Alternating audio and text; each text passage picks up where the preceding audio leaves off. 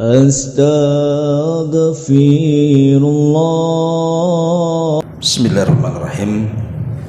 Assalamualaikum warahmatullahi wabarakatuh. Waalaikumsalam warahmatullahi wabarakatuh.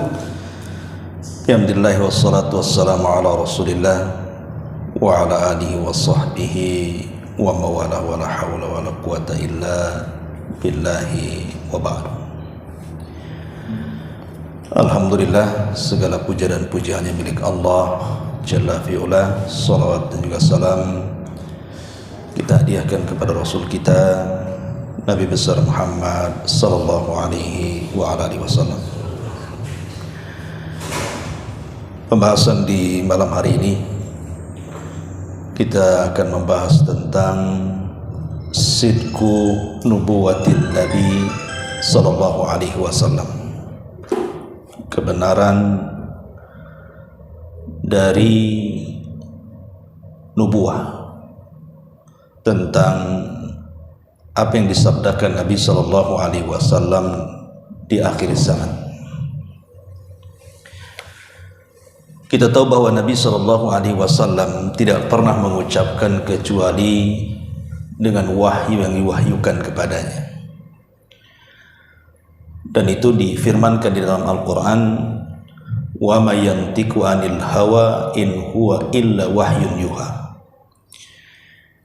Tidaklah Nabi sallallahu alaihi wasallam berucap dengan hawa nafsunya, tapi yang diucapkan Rasul adalah wahyu yang diwahyukan kepadanya.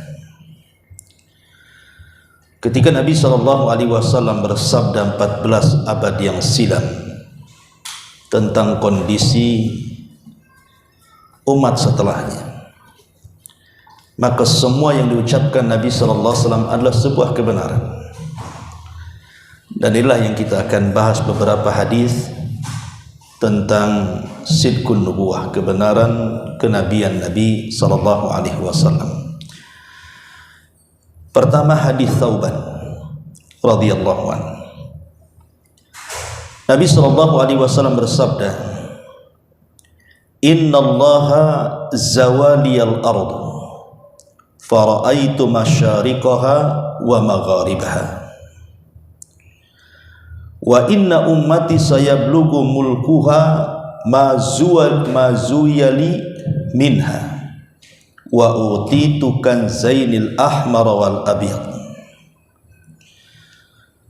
Dari Thauban radhiyallahu anhu, dia mengatakan Nabi SAW pernah bersabda seperti ini, sesungguhnya Allah subhanahu wa ta'ala pernah melipat bumi sehingga aku, kata Rasul, mampu melihat ujung timur dan baratnya. Dan ini salah satu mukjizat. Nabi SAW diperlihatkan sampai ke ujung timur dan ke ujung barat. Dan tidak aneh bagi Nabi SAW diperlihatkan sesuatu yang orang tidak mampu melihatnya. Contoh umpamanya dalam peristiwa Isra Mi'raj, ketika orang-orang jahiliyah mereka ingin memastikan betulkah Nabi SAW sampai di Masjidil Aqsa. Mereka bertanya-tanya soal bangunan Masjidil Aqsa, berapa jumlah pintunya, berapa jumlah jendelanya, dan begitu seterusnya. Tentu Nabi SAW ketika memasuki Masjidil Aqsa tidak mungkin memperhatikan pintu dan jendela, karena bukan itu tujuannya. Sehingga secara manusia dia tidak bisa mensifatkan Masjidil Aqsa, karena Nabi SAW tidak pernah menghitungnya. Sehingga ketika orang-orang musyrik Arab ini kemudian mempertanyakan soal kondisi Masjidil Aqsa, maka Rasul sempat kebingungan, karena memang bukan itu tujuannya. Tapi Allah subhanahu wa ta'ala tiba-tiba menggambarkan kondisi Masjidil Aqsa di hadapannya, sehingga Rasul mampu dengan detail menyebutkan berapa jumlah pintunya, berapa jumlah jendelanya, bagaimana bentuknya. Lah, orang-orang yang suka safar ke Masjidil Aqsa, mereka pun heran, karena semua yang disifatkan Nabi SAW sebuah kebenaran. Artinya Nabi SAW selalu diperlihatkan oleh Allah Subhanahu wa taala yang orang tidak mampu melihatnya. Makanya di sini Nabi mengatakan, sesungguhnya Allah pernah melipatkan bumi kepadaku sehingga aku bisa melihat ujung barat dan timurnya. Kemudian Rasul mengatakan, dan sesungguhnya umatku, kekuasaan umatku akan mencapai bumi-bumi yang telah dilipatkan kepadaku. Jadi Allah Subhanahu wa ta'ala memberitahu Rasul akan kondisi umatnya, bahwa kekuasaan umat Islam itu akan sampai ke barat dan timur. Ini 14 abad yang silam Rasul mengatakan seperti itu. Bahkan Rasul mengatakan, wa utitu kanzaini, dan aku akan diberikan 2 pembendaharaan bumi, al-ahmara wal abyadha, yang merah dan yang putih. Sebagian syurahul hadis, para pensyarah hadis mengatakan yang dimaksud ahmar di sini artinya gemerlapnya emas. Adapun kemudian yang putih maksudnya gemerlapnya perak. Dan di zaman itu kita tahu bahwa yang suka mengumpulkan emas adalah orang-orang Persia, sementara orang Romawi itu suka dengan perak. Seolah-olah Rasul mengatakan bahwa 2 negara ini, Persia dan juga Romawi, akan tunduk ke tangan kaum muslimin. Kemudian Nabi SAW mengatakan, wa inni sa'altu rabbi li ummati alla yahlikaha bisanatin ammatin, dan aku meminta kepada Rabbku agar umatku tidak dicelakakan oleh paceklik yang berkepanjangan.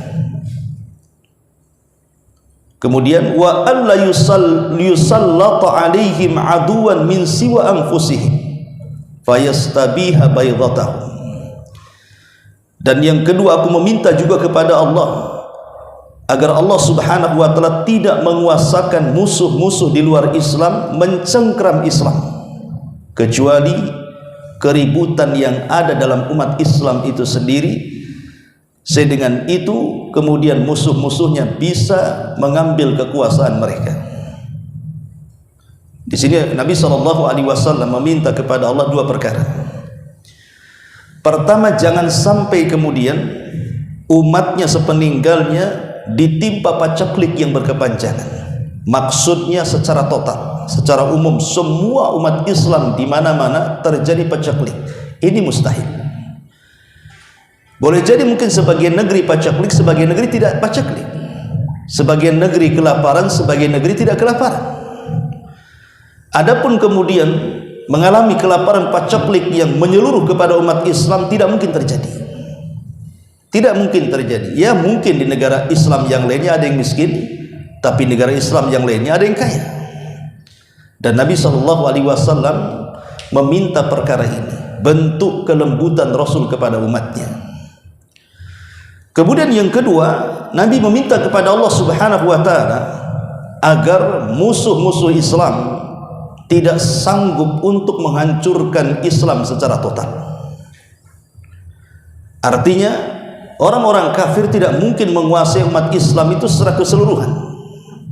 Tetapi Nabi SAW tidak memberikan jaminan di dalam tubuh kaum muslimin terjadi peperangan sesama mereka.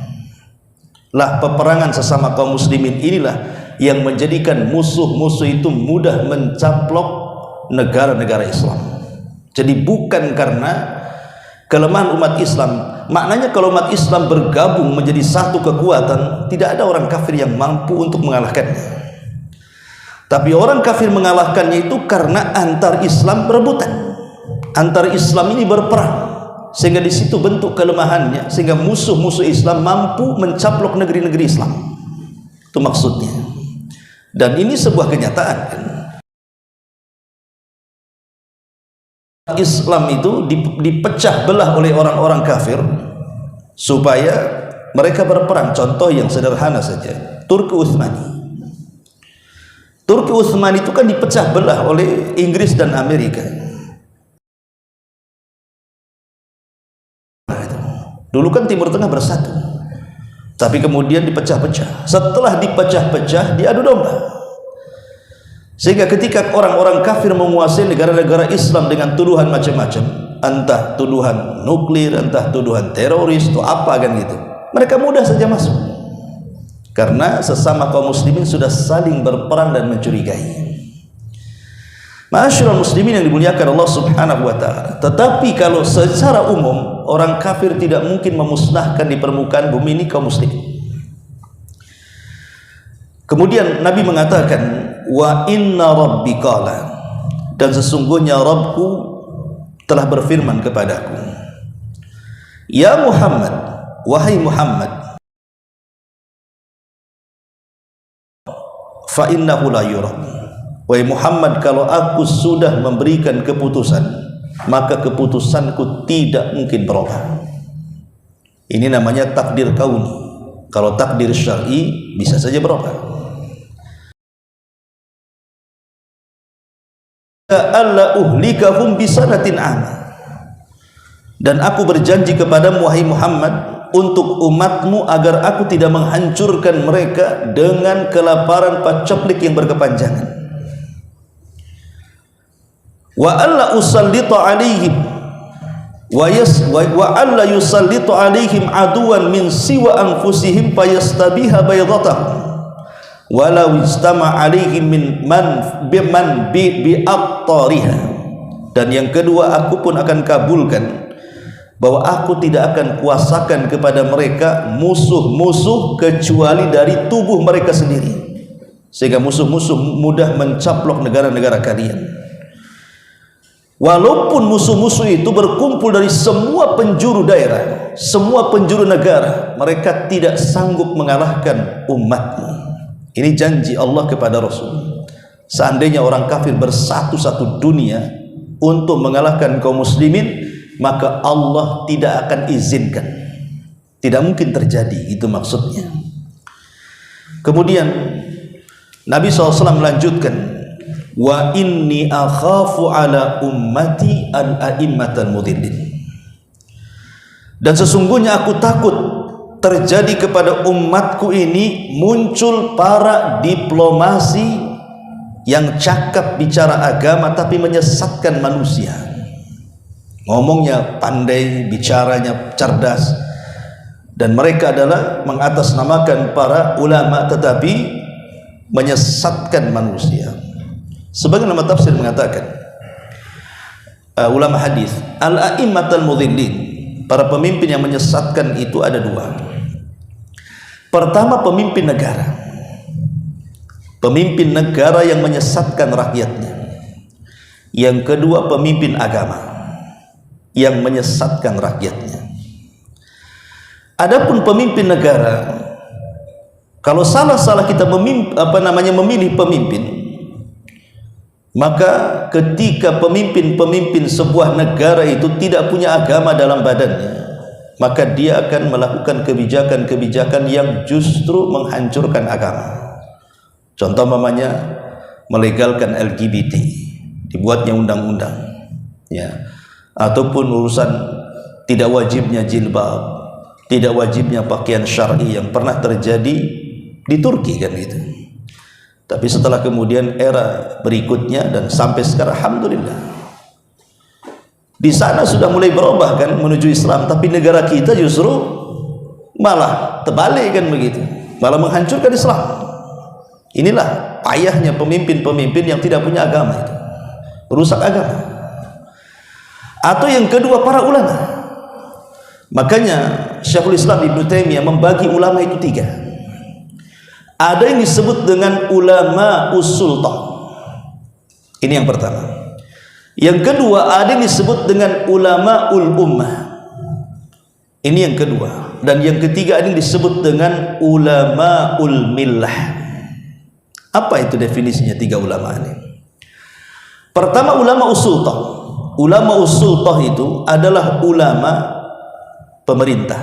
Dia akan berfatwa sesuai dengan pesanan pemerintah. Pemerintah suka ini, walaupun di atas kebatilan, maka dia akan mencari-carikan fatwa. Atau dengan kata lain, ulama penjilat pemerintah. Pokoknya pemerintah senang, dia keluarkan fatwa. Pemerintah tidak senang, dia tidak akan keluarkan fatwa. Jadi dia berfatwa itu sesuai dengan kesenangan pemerintah saja. Ini bahaya ulama seperti ini, karena dia akan berfatwa mencari-cari pembenaran untuk pemerintah, ya, karena dia adalah para penjilat. Makanya ada di zaman salaf namanya Sufyan Ats-Tsauri rahimahullah taala, seorang alim, ya, dia kaya, ulama tapi kaya, Sufyan Ats-Tsauri itu, dan dia adalah ulamanya, pakarnya zuhud. Jadi ada orang yang mengatakan, ya imam, engkau ini imam zahidin, imam yang mencontohkan bagaimana orang itu untuk zuhud, tapi kok kaya. Jadi penanya ini salah paham bahwa zuhud itu harus miskin. Zuhud itu tidak harus miskin, karena kebanyakan orang itu menganggap bahwa orang zuhud itu kalau pakaiannya compang-camping kan itu ya, rambutnya juga amburadul, makannya pakai kerak nasi gitu ya, itu zuhud namanya. Itu bukan zuhud, itu miskin namanya. Orang miskin itu bukan orang zuhud, ya. Zuhud itu tidak harus miskin. Sufyan Ats-Tsauri itu imamnya orang-orang zuhud, tapi dia kaya raya. Ketika ditanya, ya imam, engkau selalu menceramahkan tentang zuhud tapi kau kaya, katanya.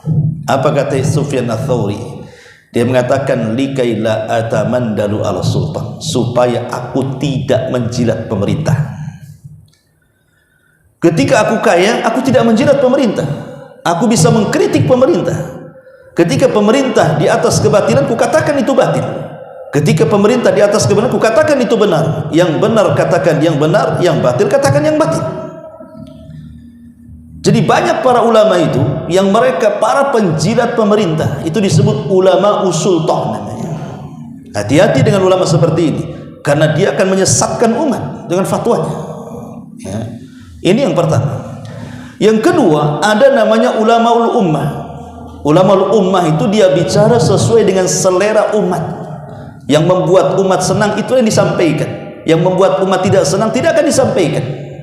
Sehingga ulama yang seperti ini dia akan menimbang untuk menyampaikan kebenaran. Kalau saya sampaikan kebenaran, lari pula nanti umat itu sama saya, tidak disampaikannya. Dan ulama seperti ini cenderung menyembunyikan kebenaran dan cenderung menampakkan kebatilan, karena dia berceramah sesuai dengan selera. Ini bahaya, ya. Ulama ummah ini bahaya karena dia akan berceramah, memberikan fatwa apa yang disenangi umat saja. Kan aneh. Harusnya umat yang ikut ulama, ini ulama ikut umat jadinya kan. Sementara Allah Subhanahu wa taala mengatakan, wa in tuti aktsara man fil ardi yudilluka an sabili. Kalau engkau mengikuti kebanyakan para manusia, maksudnya orang ramai, mereka akan menyesatkan kamu dari jalan Allah Subhanahu wa taala. Dan ini yang banyak di masyarakat kan gitu ya. Ulama ummah namanya, ulama bicara sesuai dengan selera umat. Dan yang ketiga ada disebut dengan ulama millah. Inilah ulama yang benar. Ulama millah itu artinya ulama agama. Dia akan berfatwa sesuai yang diarahkan agamanya. Islam mengatakan hak, saya katakan hak. Islam mengatakan batil, saya katakan batil. Islam mengatakan ini tauhid, saya katakan tauhid. Islam mengatakan ini syirik, saya katakan syirik. Islam mengatakan ini sunnah, bid'ah, mungkar dan begitu seterusnya. Maka dia akan mengatakan sesuai dengan dalil. Makanya Imam Syafi'i mengatakan ulama itu dua, ada ulama usu, ulama yang buruk, ada ulama khair, ulama yang mengajak kepada kebaikan. Lah, Nabi sallallahu alaihi wasallam menakutkan di akhir zaman ini akan munculnya ulama usu. Makanya Rasul mengatakan, wa inni akhafu ala ummati a'immatal mudhillin, dan aku takutkan akan terjangkit kepada umat ini para ulama-ulama yang pandai berdiplomasi agama tapi menyesatkan manusia. Auzubillah, ya. Kemudian Nabi SAW melanjutkan sabdanya, wa idza waqa'a 'alaihimus sayfu lam yurfa ila yaumil qiyamah. Apabila pedang sudah dihunus, maksudnya perang sesama kaum muslimin, dan itu sudah dimulai, maka tidak mungkin diangkat lagi. Artinya tidak mungkin berhenti sampai kiamat dibangkitkan. Dan benar, awal peperangan kaum muslimin di mana seorang muslim membunuh muslim yang lainnya ada di zaman terbunuhnya Utsman bin Affan radhiyallahu an dibunuh oleh kelompok Sabaiyah. Setelah Utsman bin Affan meninggal, apa yang terjadi? Banyak peperangan antara kaum muslimin. Kita kenal dalam sejarah ada namanya perang Siffin. Perang Siffin ini perang kubunya Ali dengan kubunya Aisyah dan juga Tolha dan Zubair. Kemudian juga ada namanya perang Jamal, sama juga kubu Ali dan kubu Aisyah. Dan itu. Kemudian ada perang Nahrawan, walaupun musuhnya orang Khawarij, tapi Khawarij tetap muslim, cuma dikeluarkan dari akidah ahli sunnah wal jamaah. Kemudian terjadi peperangan banyak sekali, sampai hari ini kita lihat negara Islam berperang dengan negara Islam yang lainnya kan. Apa yang terjadi di Suriah, di Yaman dan begitu seterusnya. Ma'asyiral muslimin yang dimuliakan Allah Subhanahu wa taala, intinya bahwa Nabi sallallahu alaihi wasallam dalam bentuk sidqun nubuwah, kebenaran kenabian, apa yang disabdakan Rasul sudah menjadi sebuah kenyataan. Itu namanya kebenaran kenabian namanya. Kemudian Nabi SAW melanjutkan sabdanya, wala taqumus sa'atu hatta yalhaqa hayyun min ummati bil musyrikin wa hatta ta'buda al-awthan. Dan tidak mungkin tegak hari kiamat, kata Rasul, sampai sekelompok kaum muslimin akan bergabung bersama orang-orang musyrik sehingga menjadi para penyembah berhala. Lihat sekarang kaum muslimin, mereka kembali kepada zaman jahiliyah kan. Boleh jadi di zaman jahiliyah itu yang disembah Lata, Uzza, Manat, Hubal dan begitu seterusnya. Tapi kaum muslimin yang hari ini walaupun tidak menyembah berhala-berhala itu, berhalanya berganti. Ada yang menyembah uang, menyembah dinar, dirham, pakaian, model, macam-macam. Makanya Rasul mengatakan ta'isa abdu dinar wa ta'isa abdu dirham wa ta'isa abdul khamisati wal khamilah. Celaka dan hancur hamba-hamba dinar, hamba-hamba dirham, hamba-hamba model dan begitu seterusnya. Ya memang berhalanya sudah beda sekarang ini. Lihat orang-orang yang mengejar dunia itu, enggak sama sekali menginginkan akhirat kan. Lupa salat, lupa baca Quran, lupa hadir majelis ilmu, karena di otaknya ada uang saja. Tidak pernah ada Allah di situ. Itu disebut dengan hamba dinar. Belum lagi orang-orang musyrik, orang-orang Islam yang melakukan kesyirikan terang-terangan, seperti mengagung-agungkan kuburan, walaupun kuburan itu dianggap soleh, tapi meminta-minta di kuburan itu terlarang dalam Islam. Tidak boleh meminta itu kepada Allah. Rasul mengatakan, idza sa'alta fas'alillah, kalau minta-minta langsung kepada Allah. Kenapa minta ke kuburan? Sehingga ada orang-orang yang kemudian menciptakan kuburan-kuburan habib palsu, fiktif, tidak ada habibnya di situ, tidak ada orang mati di situ. Kemudian dibuat sejarah, kemudian dibangun bagus-bagus, akhirnya orang datang ke situ. Rupanya ujung-ujungnya apa? Bisnis kuburan. Ya kan, bisnis kuburan. Berapa banyak orang yang datang infak di situ? Kemana larinya sedekah orang-orang itu? Kemudian dibuat cerita-cerita khurafat, cerita-cerita kebohongan, banyak sekali. Bayangkan, menyesatkan orang. Ya. Sampai terakhir saya lihat televisi itu ada kiai siapa yang membongkar tentang kuburan-kuburan palsu. Ya kan? Kemudian aktor di belakangnya bukan orang biasa rupanya yang membuat kuburan-kuburan itu. Justru orang yang banyak masanya, yang kuat pengaruhnya. Kenapa coba harus membuat seperti itu? Itulah karena mereka jauh daripada tauhid. Masyarakat awam ya saja kan itu. Karena terlalu cintanya kepada ulama habib, akhirnya mereka tidak peduli apa yang dikatakan habib, ulama, kiai, ikut. Ini kan taklid namanya ya. Islam tidak mengenal taklid. Islam itu mengenal ittiba, mencontoh, bukan mengikut. Ikut-ikutan orang yang enggak jelas. Kemudian Nabi SAW mengatakan, wa innahu sayakunu fi ummati kadzabuna thalathun, dan sungguh akan terjadi kepada umatku ini bermunculannya para dajjal yang suka berdusta. Siapa para dajjal yang suka berdusta? Yang jumlahnya kata Rasul 30. Tentu kalimat 30 ini bukan pembatas, lebih. Rasul sallallahu alaihi wasallam menyebutkan 30 itu maksudnya sumbernya. Kemudian Rasul mengatakan kulluhum yaj'amu annahu nabi, semua mengaku nabi. Kata Rasul, wa ana khatamun nabiyyin, padahal saya penutup para nabi. La nabiyya ba'di, tidak ada nabi sepeninggal. Di zaman Nabi SAW, orang-orang yang ngaku nabi di awal-awal dakwah tidak ada. Pada Mekah itu tidak ada orang ngaku nabi. Kenapa? Nabi aslinya saja diperangi, nabi aslinya saja disiksa, nabi aslinya saja diusir. Kalau orang ngaku nabi, ya kurang lebih nanti nasibnya kan.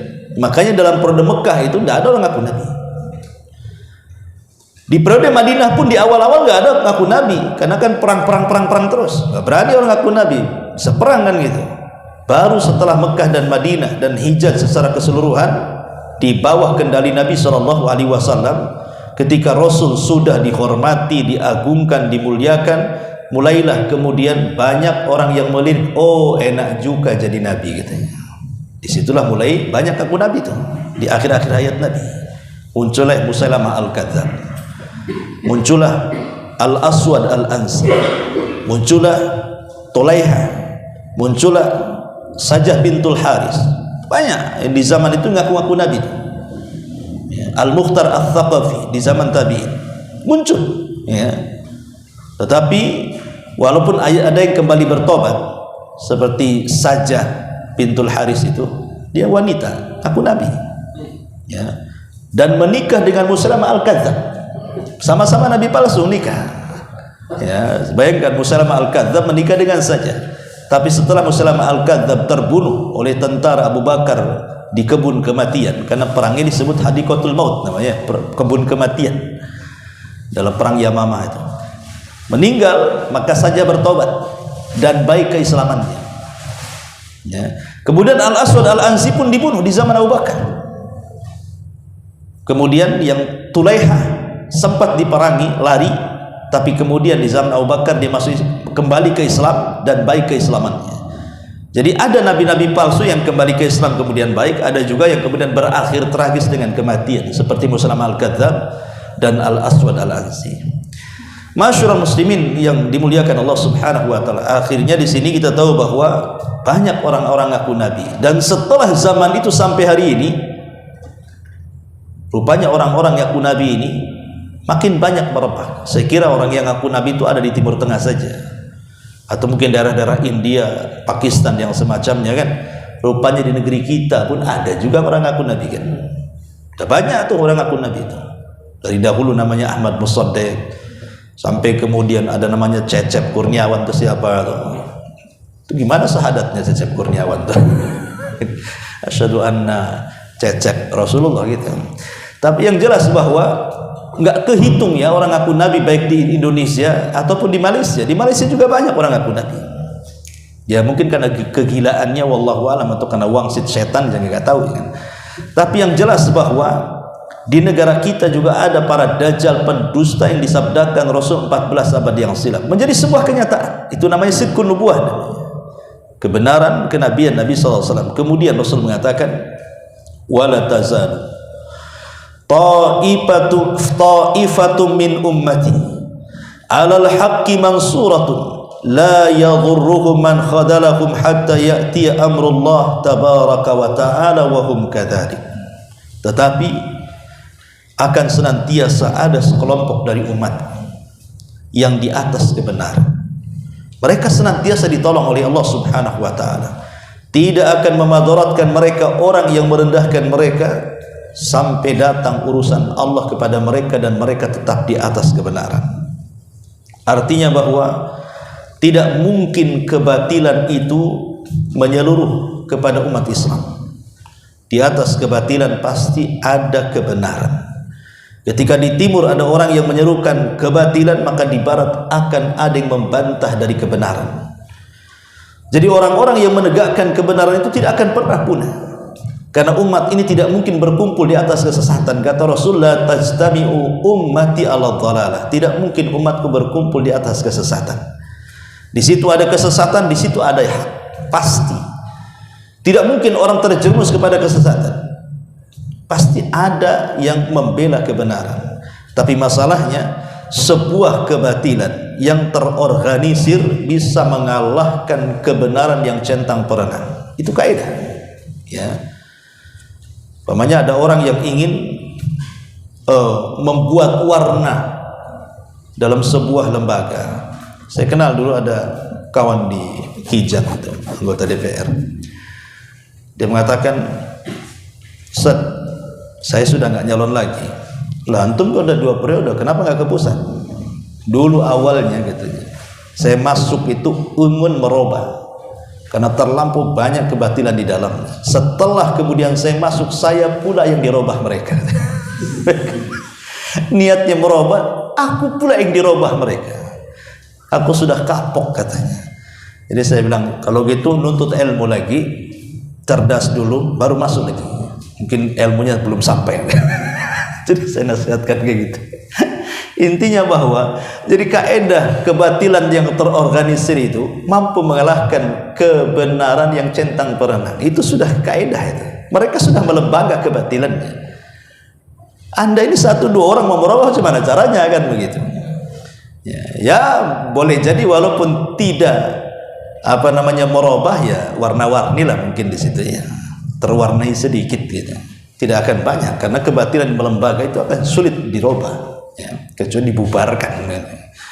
Ma'asyiral muslimin yang dimuliakan Allah Subhanahu wa taala, intinya bahwa hadis ini menjelaskan kepada kita bagaimana sidqun nubuwah.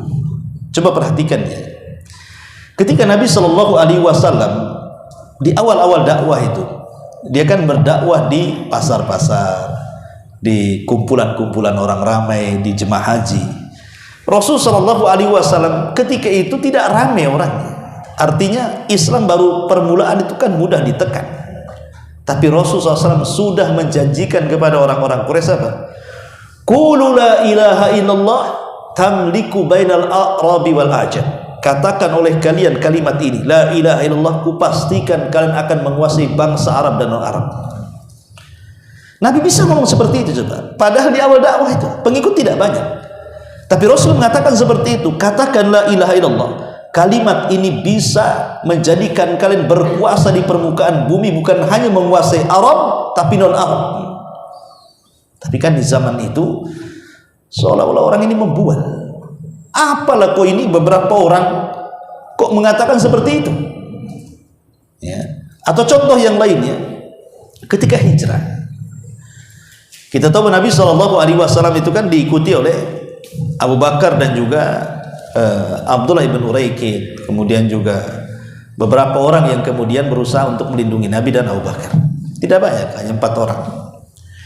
Sehingga di sebuah kabilah tidak jauh daripada Mekah, ketika kemudian kehabisan bekal, Abu Bakar Siddiq dan Rasulullah SAW singgah di kabilah tersebut ingin membeli perbekalan perjalanan. Rupanya apa yang dijanjikan Abu Jahal, siapa yang bisa menangkap Muhammad 100 ekor unta, siapa bisa menangkap Abu Bakar 100 ekor unta, sudah sampai ke kabilah itu. Orang-orang di kabilah itu yang sedang ada di pasar, mereka semua melirik kepada Abu Bakar. Kemudian mereka mengatakan, kok orang itu persis seperti yang dihadiahkan untuk ditangkap. Tapi rupanya di situ ada tokoh namanya Suraqah ibn Malik. Ya. Suraqah ibn Malik mengatakan, oh bukan, mata kalian salah. Itu bukan yang dimaksud oleh Abu Jahal. Kenapa Suraqah mengatakan seperti itu? Suraqah ingin mengambil hadiahnya sendirian. Dia ingin dapat 200 ekor unta. Makanya dia mengkelabui orang-orang yang di situ. Oh bukan, itu bukan orang yang kita cari katanya. Oh betul juga, karena yang ngomong tokoh Suraqah kan. Oh iya juga, bukan itu. Akhirnya dibiarkan pergi setelah belanja. Tapi diam-diam Suraqah pulang membawa kuda dan senjatanya, dikejar. Karena dia merasa pendekarnya kabilah situ, dia kira dia sanggup melawan. Ketika kemudian sudah hampir dekat dengan Nabi SAW, entah kenapa Allah Subhanahu wa taala buat kudanya terperosok, akhirnya dia terbanting. Kemudian dia bangunkan lagi kudanya, kemudian dipacu lagi, baru beberapa meter terperosok, terbanting lagi sampai 3 kali. Dan ini aib. Kenapa? Karena Suraqah ibn Malik ini dia adalah pemacu kuda terhebat. Ya, pemacu kuda terhebat.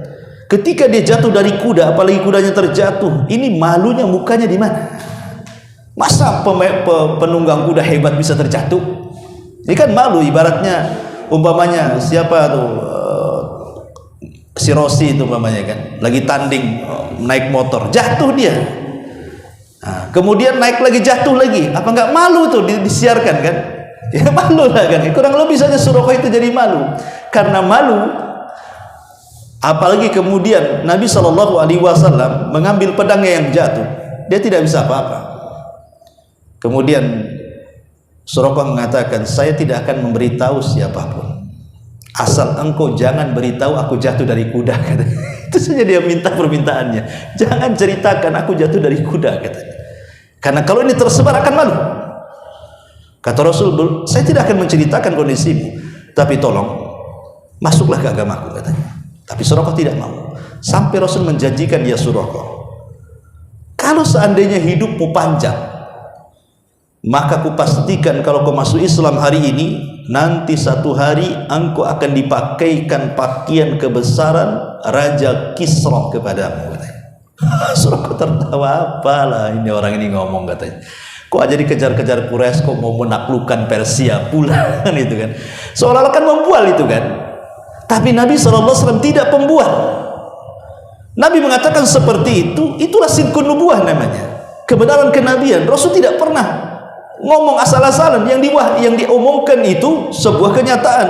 Karena setelah Rasul meninggal, Abu Bakar meninggal, kemudian di zaman Umar berhasil menaklukkan Persia. Sementara Padri Persia sampai ke kita kenal dengan perang Quds, ya bukan hanya Persia secara umum kan, sampai kepada Quds, tempat suci saja dikuasai oleh Umar. Nah, ketika Umar bin Khattab menaklukkan Persia, kemudian dia pun dihadiahi baju kebesarannya. Yang pertama dipanggil siapa? Aina Suraqah? Mana Suraqah? Nah, Suraqah masih Islam kan itu. Kemudian kata Umar, pakailah baju ini. Langsung tertawa Suraqah. Subhanallah, katanya. Apa yang disabdakan Rasul kala itu menjadi kenyataan hari ini, katanya. Lah artinya bahwa ketika Nabi SAW mengatakan, innallaha zawaliyal ardu fara'aitu masariqaha wa magharibaha wa magharibaha wa inna ummati sayablughu mulkuha ma zuwiya liminha, bahwa Allah akan melipatkan bumi kepadaku dan aku mampu melihat ujung barat dan timur, dan umatku akan sampai kekuasaannya kepada dua ujung-ujung tersebut. Jangan lagi di zaman sekarang, di zaman Khalifah Utsman saja Islam sudah sampai ke daratan Afrika kan. Sementara ke Afrika itu harus melintasi lautan. Dan di zaman Umar bin Khattab radhiyallahu an, Muawiyah sudah meminta kepada Umar untuk menyerang Afrika, tetapi Umar tidak mengizinkannya. Dia takut pasukan tenggelam di tengah lautan, sia-sia menyerang. Sampai meninggal Umar belum pernah mengutus orang untuk melintasi lautan menyerang negara lain, kecuali zaman Utsman. Itu pun karena didesak oleh Muawiyah. Dan berhasil menyeberangi lautan sampai ke Afrika. Akhirnya seluruh daratan Afrika dikuasai kaum muslimin. Itu di zaman Umar. Kemudian di zaman Bani Umayyah sampai ke mana? Sampai ke Cordova sana. Ya, ke Cordova. Cordova itu mana? Spanyol. Ya, sampai ke Spanyol. Bahkan Cina takluk di tangan Bani Umayyah. Sehingga raja Cina itu harus memberikan upeti. Bayangkan coba, di zaman Bani Umayyah itu menyebar sampai Cina dikuasai. Sekarang terbalik, Cina menguasai kita. Kita harus berutang sama Cina. Dulu Cina ngasih upeti, kita yang kasih upeti sekarang. Lah ini kan contoh bagaimana Nabi SAW ini bukan membual. Itulah sidqun nubuwah namanya, ya, kebenaran kenabian. Artinya Islam ini akan menyebar ke ujung timur dan barat, persis seperti yang dilihat Rasul dalam kenyataan. Karena memang ada sebagian surah hadis mengatakan, apakah Rasul melihat itu ru'yal manam? Memang dalam mimpinya dia melihat. Apa yang dimaksud dengan ru'yal ain? Memang melihat secara mata, bukan tidur, memang diperlihatkan oleh Allah. Dan ulama banyak yang menguatkan bahwa Rasul melihat secara langsung, bukan mimpi. Bahwa dia melihat ujung barat dan timur, dan kekuasaan umatnya akan ke ujung-ujung itu. Dan hari ini menjadi kenyataan kan, di benua mana yang tidak ada Islam di sini.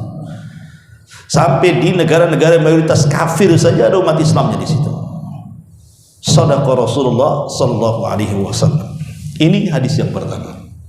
Hadis yang kedua masih dari Thauban radhiyallahu an yang dikeluarkan oleh Abi Dawud dan disahihkan oleh Syekh Nasiruddin Al-Albani. Kata Nabi sallallahu alaihi wasallam, yushikul umamu an tada'a alaikum kama tatada'al akalatu ila qas'atiha. Kata Rasul, akan segera tiba bangsa-bangsa yang akan mengerumuni kalian sebagaimana orang-orang yang lapar mengerumuni nampan yang penuh dengan makanan. Sahabat heran dan mengatakan, ya Rasulullah, amin qillatin nahnu yawma idzin, apakah jumlah kami sedikit sehingga bangsa-bangsa itu mampu mengepung kami dari semua arah seperti orang-orang yang lapar mengepung nampan? Kata Rasul, bal antum yawma idzin katsirun. Oh tidak, hari itu jumlah kalian jauh lebih banyak dibandingkan mereka. Kalian mayoritas, mereka minoritas. Tapi Rasul mengatakan, walakinnakum gutsaun ka gutsa'is sail, tapi banyaknya kalian seperti air bah yang ada di lautan, seperti butiran-butiran seperti butiran-butiran yang ada di lautan, busa-busa lautan yang mudah hilang karena hempasan ombak. Bayangkan seperti buih yang di mana-mana tapi tidak ada gunanya. Buih sebanyak itu pun kalau datang ombak hilang. Ya. Menunjukkan kelemahan di sini. Kenapa kemudian terjadi kelemahan di tengah-tengah umat Islam sampai Rasulullah SAW mengibaratkan buih yang diterjang ombak? Rasulullah SAW memberikan alasannya. Wala yanzi'annallahu min suduri aduwikumul mahabata minkum wala yaqdifannallahu fi qulubikumul wahn. Alasannya dua. Allah cabut rasa takut dari musuh-musuh kalian kepada kalian dan Allah tanamkan di hati-hati kalian kelemahan.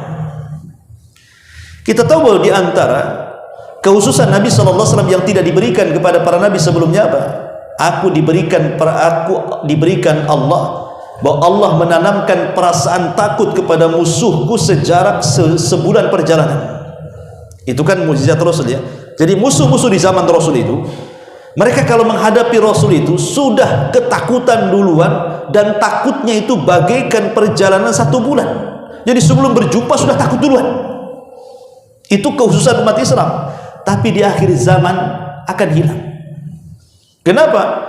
Justru ketakutan yang ada musuh dicabut, kemudian ditimbulkan keberanian, sementara keberanian yang ada pada hati-hati kaum muslimin dicabut, kemudian ditanamkan kelemahan. Itu yang disebut dengan al-wahnu, penyakit lemah. Kemudian Rasul SAW menyebutkan 2 sebab kenapa umat Islam ini melemah. Kata Nabi SAW ketika ditanya, wamal wahnu ya Rasul, apa kelemahan itu wahai Rasul? Maka Rasul mengatakan, hubbud dunya wa karahiyatul mauti. Karena kalian terlampau cinta dengan dunia dan takut kematian. Ya. Makanya dahulu ada seorang khalifah namanya Sulaiman ibn Abdul Malik ibn Marwan bertanya kepada seorang alim, ya, dan mengatakan, kata Sulaiman seorang khalifah ini kepada Abu Rafi, wahai fulan, kenapa kita ini terlampau mencintai dunia dan takut dengan kematian? Limadha nuhibbud dunya wa nakrahul maut, katanya. Kenapa kita terlalu cinta dengan dunia dan takut kematian? Apa jawaban imam ini? Dia mengatakan apa? Li'annana nu'ammirat dunya wa nukharribul akhirah. Karena kita terlampau memakmurkan dunia dan lupa di sana ada akhirat. Ya. Orang kalau sudah memakmurkan dunia, dia tanam semua sahamnya untuk rumah yang bagus, mobil yang mewah, tanah yang luas, menabung uang triliunan, miliaran dan begitu seterusnya. Lupa di sana akan akhirat tuh. Kenapa? Karena dia memandang rumahnya terus, memandang kendaraannya terus, memandang tanahnya terus, memandang uangnya terus. lupa di sana ada surga. Ketika itu yang terjadi, cinta dunia yang tertanam, dia takut mati. Kenapa takut mati? Sebab kalau mati dia akan meninggalkan rumah yang sudah dibangunnya. Kalau mati dia akan meninggalkan kendaraan yang sudah dibelinya. Kalau mati dia akan mewariskan tanah yang luas yang sudah diinvestasikannya. Kalau mati uangnya akan diambil ahli warisnya yang sudah akan menjadi warisan bagi mereka. Akhirnya tidak mau mati dia. Itulah yang menjadikan kemudian kelemahan kaum muslimin. Mereka dibuat oleh barat itu dengan berbagai macam fitnah, dari mulai syahwat sampai syubhat. Bagaimana kaum muslimin dilenakan dengan dunia sehingga lupa dengan jihad. Ketika terjadi jihad, maka kaum muslimin orang yang paling penakut. Dari situ macam mana kaum muslimin akan menang? Ketika sudah tertanam rasa cinta dunia dan takut kematian. Ma'asyiral muslimin yang dimuliakan Allah Azza wa Jalla, lihat bagaimana ini Nabi bersabda 14 abad yang silam, 14 abad lebih yang silam, mengatakan seperti ini. Dulu di zaman Umar bin Khattab radhiyallahu anhu, siapa yang berani melawan kaum muslimin, mendengar namanya saja belum diserang sudah ketakutan. Tapi di zaman sekarang, siapa yang takut dengan kaum muslimin? Hampir negara-negara Islam itu yang pegang orang kafir.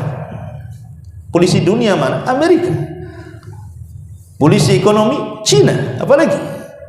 Jadi semua dari semua penjuru kan sudah, dari persenjataan kita kalah, dari segi ekonomi kita kalah, dari segi siasat apapun kita kalah. Itulah sabda Nabi SAW menjadi kenyataan kan. Hari ini sudah menjadi kenyataan bahwa kita dikepung dari semua penjuru, dari semua lini kehidupan manusia, baik ekonominya, politiknya, senjatanya, dan begitu seterusnya. Subhanallah. Shadaqa Rasulullah SAW. Lalu apa yang bisa membangkitkan kekuatan ini, hilangkan penyakit lemah ini? Ketika Khalid bin Walid ditanya serius oleh tentara Romawi, apa kunci kemenanganmu ya Khalid? Ya, kenapa kau selalu menang kalau kau pimpin perang itu? Walaupun jumlah kau sedikit, jumlah kami banyak, kenapa selalu kau menang? Apa kunci kemenanganmu? Apa kata Khalid bin Walid? Li'annana nuhibbul mauta kama tuhibbul hayat. Karena kami cinta dengan kematian sebagaimana kalian cinta dengan kehidupan, katanya. Itu zaman dulu. Karena kami cinta dengan kematian sebagaimana kalian cinta dengan kehidupan. Sekarang terbalik tuh kalimat Khalid itu. Ya. Karena kita cinta dengan dunia, mereka pula yang cinta dengan kematian. Itulah kekalahannya di sini. Makanya di sini, ini hadis yang kedua, salah satu sidqun nubuwah juga. Ma'asyiral muslimin yang dimuliakan Allah Subhanahu wa taala. Kemudian yang ketiga, Nabi SAW bersabda dalam hadis yang dikeluarkan Imam Muslim dari hadis Abu Hurairah radhiyallahu anhu. Kata Nabi SAW, yakunu fi akhiriz zaman dajjaluna kadzabun ya'tunakum minal ahadith ma lam tasma'u antum wala aba'ukum fa iyyakum wa iyyahum wala yudhillunakum wala yaftinunakum wa iyyahum fa iyyakum wa iyyahum la yadhillunakum wala yaftinunakum. Kata Nabi SAW, akan terjadi di akhir zaman ini para dajjal yang suka berdusta. Dajjal yang suka berdusta. Siapa mereka? Ya'tunakum minal ahadits. Mereka mendatangi kalian dengan menyampaikan hadis-hadis, tapi hadis-hadis ini belum pernah kalian dengar, baik oleh kalian ataupun oleh bapak-bapak kalian. Hadis-hadis ini belum pernah didengar oleh kalian, tidak pula didengar oleh bapak-bapak kalian. Kemudian kata Rasul, kalau mendapati zaman ini, hati-hati kalian, dan hati-hati juga kepada mereka yang menyampaikan hadis-hadis itu, karena mereka akan menyesatkan kamu dan akan membuat fitnah kepadamu. Khotifiddin yang dimuliakan Allah Azza wa Jalla, hadis ini salah satu sidqun nubuwah, bahwa nanti di akhir zaman itu kita akan mendengar hadis-hadis yang disampaikan para ustadz, para kiai, para pemuka agama, tuan guru dan yang semacamnya. Ternyata hadis-hadis ini setelah diteliti bukan hanya lemah, tapi sampai ke taraf palsu. Hadis palsu disampaikan yang tidak pernah kita dengar dan bapak-bapak kita dengar, muncul pada hari ini. Dan itu sudah terjadi kan gitu. Banyak orang-orang yang menyampaikan agama itu tidak pernah teliti dengan apa yang disampaikan. Akhirnya kemudian menulis yang sekarang zaman medsos ini, kadang-kadang kita lihat ada fadilah-fadilah zikir tertentu, fadilah-fadilah ibadah tertentu. Akhirnya orang-orang awam ya iya saja, setelah diteliti, jangan lagi lemah, tidak pun ada dalam kitab-kitab hadis. Bahkan ulama menganggap hadis ini aneh, bahkan ada yang mengatakan maudhu, dan begitu seterusnya. Bahkan yang lebih parah lagi, orang ini mengingkari sunnah Nabi SAW, atau dengan istilah lain ingkar as-sunnah, mengingkari sunnah, cukup Quran saja katanya. Ini kan bahaya ya. Dan hati-hati Anda ini kalau membeli buku-buku hadis yang jelas-jelas sahihnya saja, beli Sahih Bukhari, Sahih Muslim, kitab-kitab sunan, kan sudah jelas-jelas sahihnya kan itu. Ngapain kemudian beli hadis-hadis ini, kumpulan hadis yang tidak jelas, yang kita ini bukan pakarnya, peneliti. Akhirnya kemudian kita baca, kita telan, kita amalkan, kita dakwahkan, rupanya bukan hadis Nabi. Dan itu yang terjadi. Rasul mengatakan, man kadzaba alayya muta'ammidan falyatabawa maq'adahu minan nar. Siapapun yang mengucapkan sesuatu dinasabkan kepada Nabi yang bukan sabdanya, silahkan tempat duduknya di neraka.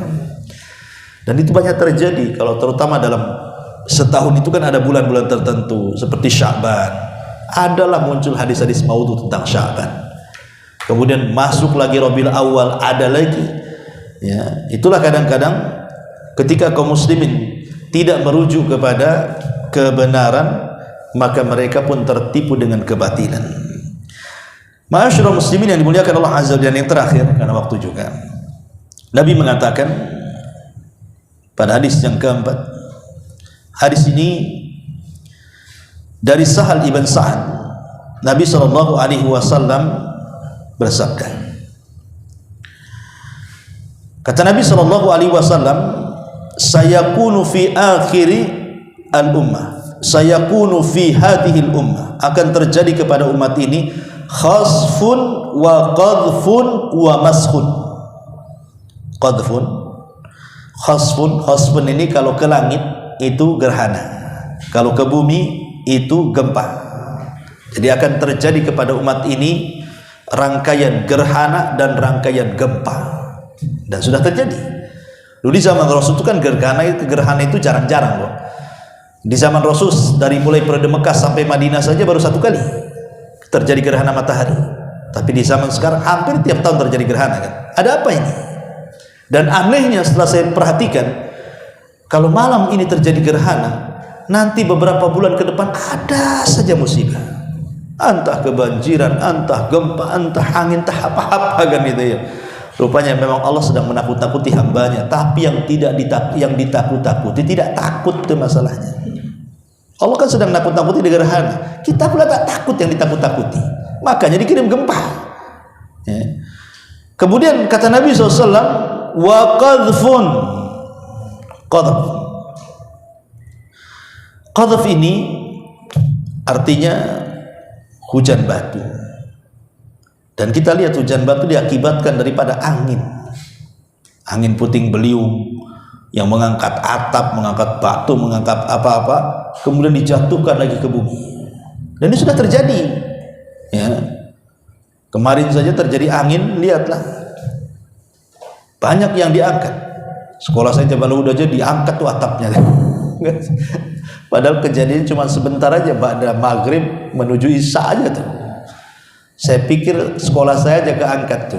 Rupanya kubah Masjid Raya juga sampai mereng. Keangkat juga kan itu. Banyak musibah di mana-mana. Itu namanya qadhfun namanya. Ya. Kemudian yang ketiga, wa mashun. Masun itu artinya badan manusia tapi akhlak seperti binatang. Contohnya apa? Homoseksual. Binatang saja nggak ada yang homo, tapi manusia ada yang homo kan? Ada ayam suka ayam laki-laki, nggak ada suka yang betina kan itu. Tapi manusia lebih daripada ayam. Itu yang disebut ulaika kal an'am bal hum adhal. Mereka seperti binatang, bahkan lebih parah dibandingkan binatang kan itu. Binatang saja tidak homo mereka. Mereka suka berjantan dengan betina. Tapi manusia bisa jantan dengan jantan. Ini gimana ceritanya?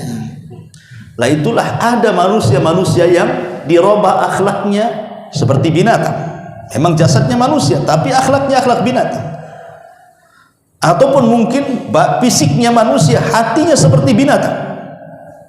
Apa binatang buas? Binatang itu kan macam-macam, ada yang buas, ada yang ini. Yang buas dia akan menerkam yang lemah.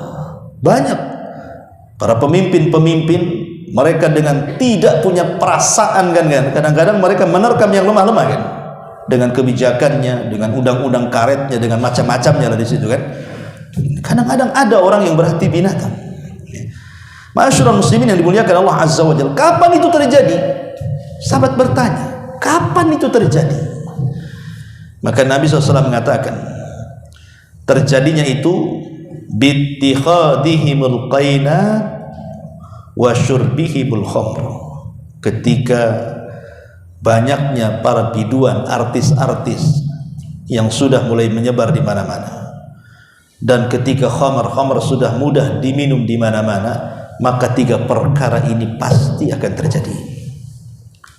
Dalam riwayat, ketika kemudian sutra dihalalkan dan khamr dihalalkan, kemudian para penyanyi dilegalkan, di mana-mana ada penyanyi, dari desa sampai ke kota banyak artis-artis. Itulah yang terjadi karena 2 perkara saja, khamr dan juga tersebarnya para penyanyi itu sudah melalaikan orang dari agama, ikhwan. Ya. Ma'asyiral muslimin yang dimuliakan Allah Subhanahu wa taala, kemudian tambah satu hadis lagi dah. Kata Nabi sallallahu alaihi wasallam, "Innahu sayakunu fi hadhil ummah qaumun ya'taduna fit tuhuri wad du'a." Akan datang di akhir zaman umat ini muncul sebuah kaum yang melampaui batas dalam bersuci dan berdoa. Maksudnya melampaui batas dalam bersuci itu seperti apa? Ada sebuah hadis dari sahabat Abdullah bin Umar radhiyallahu anhu. Jadi Nabi SAW satu hari melewati Sa'ad bin Abi Waqqas. Kemudian mengatakan, dan ketika itu Sa'ad sedang berwudu. Apa kata Rasul? Ma hadzal sarf ya Sa'ad. Kenapa engkau berwudu melampaui batas seperti ini wahai Sa'ad? Ya. Kemudian Sa'ad mengatakan, afil wudu'i sarafun. Rasul, apakah dalam berwudu ada hal yang melampaui batas? Maka Rasul mengatakan, na'am ya, wa in kunta ala nahri jarin, walaupun kau berwudu di air yang mengalir sekalipun, melampaui batas. Artinya ada orang-orang yang berwudu itu mereka tidak peduli dengan air. Kadang-kadang menghabiskan air banyak, padahal iktisad fil ma, sederhana dalam air itu sunnah hukumnya. Walaupun kita wudu di bak mandi, ambil ciduk, cukup yang diciduk saja kita untuk wudu. Tidak usah ngambil dari bak mandi, maksudnya begitu. Ya. Jadi sampai dalam wudu pun ada yang melampaui batas, sampai ke tingkat was-was. Sampai wudu berkali-kali nggak jadi-jadi, sampai satu bak mandi habis tuh airnya karena was-was. Sama dengan orang yang sholat takbir nggak jadi-jadi, mantapnya ketika imam ruku ikut ruku karena takut nggak dapat 1 rakaat kan. Ada yang seperti itu namanya was-was dari setan itu. Ataupun berlampau dalam berdoa, seperti contohnya ada seorang, saya contohkan dalam sebuah riwayat. Jadi ada seorang sahabat Nabi SAW, dia berdoa. Doanya seperti ini, Allahumma ya Allah, bangunkan untukku istana berwarna putih di pinggiran sorga, indahul tuha, kalau aku masuk ke dalam sorga, katanya. Dia mengatakan dalam doanya seperti itu, ya Allah, bangunkan untukku satu istana berwarna putih di ujung sorga atau di samping sorga jika aku masuk ke dalam sorga. Maka Rasul mengatakan, ya fulan, engkau sudah berlebih-lebihan dalam berdoa. Katakan, mintalah sorga dan jauhkan kamu dari neraka. Itu saja. Tidak perlu dirinci seperti itu. Ya. Karena itu sama dengan mengatur Allah Subhanahu wa taala kan. Allah lebih paham keinginan kita. Tidak perlu kemudian disebutkan seperti itu. Itu namanya tidak dalam doa namanya. Ataupun dalam urusan dunia, sesuatu yang mustahil itu termasuk tidak. Dia mengatakan, ya Allah, jadikan aku presiden. Dia orang kampung, sekolah TK pun tidak. Kan ini kan sesuatu tidak namanya. Ya nggak ada masalah daripada. Tapi kan berlebihan, nggak mungkin orang seperti kamu jadi presiden gitu maksudnya. Dan begitu seterusnya. Doa itu sewajarnya, nggak boleh berlebihan. Ataupun umpamanya tidak yakin dengan doanya dan mengatakan, ya Allah, berikan aku istri yang cantik. Kalau kau mau, kalau enggak ya nggak apa-apa. Nggak bisa kayak gitu doa. Ya. Itu doa itu tidak yakin kayak gitu. Pada Rasul mengatakan apa? Berdoalah wa antum muqinuna bil ijabah. Berdoalah dan kau yakin dalam doamu kau akan diijabah. Banyak kok orang-orang yang mukanya pas-pasan istrinya cantik, yang ganteng pula istrinya jelek. Terjadi, kan mustahil bagi Allah Subhanahu wa taala, asal doanya yang sewajarnya. Jangan minta yang aneh-aneh ya. Ma'asyiral muslimin yang dimuliakan Allah Azza wa Jalla. Inilah di antara sidqun nubuwah yang disebutkan dalam beberapa riwayat. Taib sampai di sini kita buat tanya jawab, kalau tidak kita tutup, silakan.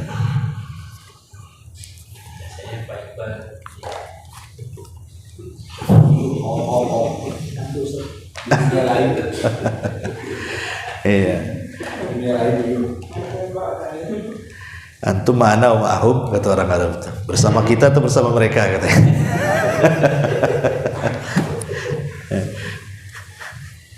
Habis dari pulau tak? Oh, biasa, wajar. Yang tidur itu matanya, hatinya kan hidup dia kan. Makomnya nggak beda. Ya, coba saja kalau ditanya, nggak tahu semua tuh. Masya Allah. Kita mau nanya kan? Iya, siap. Perkara jadi buatnya kan melakukan apa namanya sambung itu dulu, tapi itu kan habis itu baru Roma kan, yang sambungnya sudah Rumah Persia ditaruh namanya. yang ini yang versi mana yang dibuat kan? Persia dulu. Persia. Persia baru kemudian Romawi. Tetapi memerangi Romawi itu sudah sejak zaman Nabi dalam perang Tabuk. Maksudnya kemenangannya belum.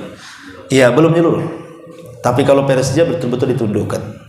Memang semua, karena Rasul pernah mengatakan ketika suratnya dirobek oleh Kisra, Raja Persia, kata Rasulullah, sebagaimana dia telah merobek suratku, maka semoga Allah robek kerajaannya. Maka selama itu tidak ada Persia selamanya. Makanya sampai hari ini tidak ada Persia, dan tidak akan tumbuh lagi Persia sampai kiamat. Sampai sekarang kita lihat tidak ada Persia lagi. Karena kan begini ceritanya. Jadi ketika Nabi SAW mengirim surat ke Raja Persia, kita tahu Raja Kisra itu mengaku dirinya Tuhan, ya. Dan setiap beberapa meter berjumpa dengan dia itu ada tabir. Dia tidak pernah menampakkan wajahnya di masyarakatnya. Jadi orang-orang yang datang ke kerajaannya itu nanti beberapa meter itu ada tabir, mereka akan sujud di situ kepada rajanya. Jadi betul-betul dituhankan Raja Kisra itu di zaman Nabi itu. Jadi ketika sampai surat itu, marah dia. Kemudian dia meminta kepada orang-orang yang di bawah kekuasaan Persia, seperti Yaman. Yaman kan dulu ditunduk di bawah Persia, karena Persialah yang mengusir Abroha dari Yaman. Maksudnya orang-orang Najasyi itu diusir pulang ke Ethiopia, kan Persia yang usir. Karena ketika itu ada kerjasama Raja Arab dengan Persia, kemudian berhasil mengusir Ethiopia dari negeri Yaman setelah kematian Abroha dan kedua anaknya. Kemudian semua pulang ke Ethiopia. Sehingga ketika itu Yaman dicengkram Persia. Jadi Raja Kisra meminta kepada Yaman supaya membunuh orang yang mengirim surat itu, maksudnya Nabi. Maka dikirimlah orang-orang hebat dari Yaman datang ke Madinah untuk menangkap Nabi. Tapi ketika terjadi dialog antara utusan Persia dengan Rasul, apa kata Rasulullah? Malam ini rajamu mati. Ketawalah orang ini, dari mana kau tahu rajaku mati? Gitu. Ya. Rupanya setelah pulang ke Yaman dapat berita. Di malam mereka berjumpa dengan Rasul, terjadi pemberontakan di antara keluarga. Maka Raja Kisra dibunuh oleh keluarganya. Terjadi pecah negara. Tetapi kekuasaan yang paling besar dipimpin wanita. Ketika kemudian sampai berita itu kepada Nabi SAW bahwa Persia sudah pecah dan sekarang dipimpin oleh seorang wanita, apa kata Rasul? La yuflihul qaum walau amrohum imro'atan. Tidak akan sukses ketika sebuah negara dipimpin wanita, kata Rasul. Ketika Nabi SAW bicara seperti itu, maka akhirnya di zaman Umar bin Khattab radhiyallahu anhu melemah karena pemberontakan banyak di Persia. Disitulah Umar menyerbu Persia. Maka semenjak itu tidak ada Persia lagi karena sudah direbut kaum muslimin. Dan ketika Nabi SAW mengatakan, sebagaimana dia merobek suratku, maka semoga Allah merobek kerajaannya. Maka ketika itu tidak ada Persia sampai kiamat. Lain dengan Kisra, dengan Romawi. Ya. Romawi ketika membaca surat Nabi Herakli itu, dia hampir beriman. Karena apa? Dalam mimpinya Herakli ini bermimpi bahwa kerajaannya akan dicaplok orang-orang yang disunat.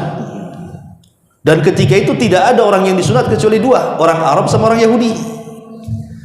Jadi orang-orang dekatnya Herakli mengatakan, kalau yang Anda maksud orang-orang yang disunat itu Yahudi, kami bantai Yahudi sekarang, katanya. Karena kan Romawi Kristen. Tetapi tiba-tiba kemudian Abu Sufyan dan orang-orangnya ketangkap dan mereka pun disunat. Kan itu ya. Berarti kan ada dua nih, orang Arab disunat, orang-orang Yahudi ya, karena orang Arab kan memang rata-rata ikut agama Ibrahim dan orang yang mencontohkan sunat ya Ibrahim. Dia orang yang pertama disunat kan gitu. Wajar kalau orang Arab disunat.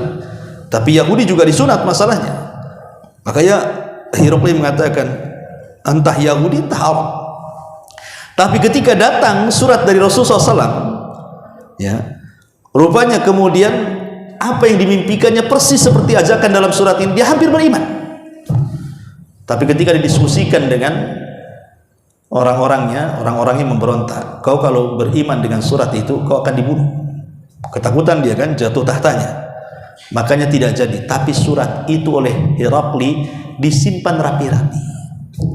Sebab itulah Romawi tidak akan hilang sampai kiamat. Ya, sebab dia memuliakan surat Nabi, maka Romawi tidak hilang sampai hari ini, bahkan sampai kiamat Romawi itu akan ada. Ya, bahkan nanti di akhir zaman itu justru ya kita lihat peperangan Rom akan terjadi lagi. Nah, itu di antara Kisra dulu ditaklukkan, kemudian Romawi. Tapi peperangan melawan Romawi itu sudah dimulai sejak perang Tabuk sebelum Rasul meninggal. Karena kan Tabuk itu kan perang terakhir yang dipimpin Nabi. Itu melawan Romawi. Wallahu a'lam. Ya. Sudah kita tutup. Ya, mudah-mudahan ada manfaatnya. Subhanakallah bihamdika, asyhadu an la ilaha illa anta astaghfiruka wa atubu ilaik. Allahu ta'ala alam. Assalamualaikum warahmatullahi wabarakatuh.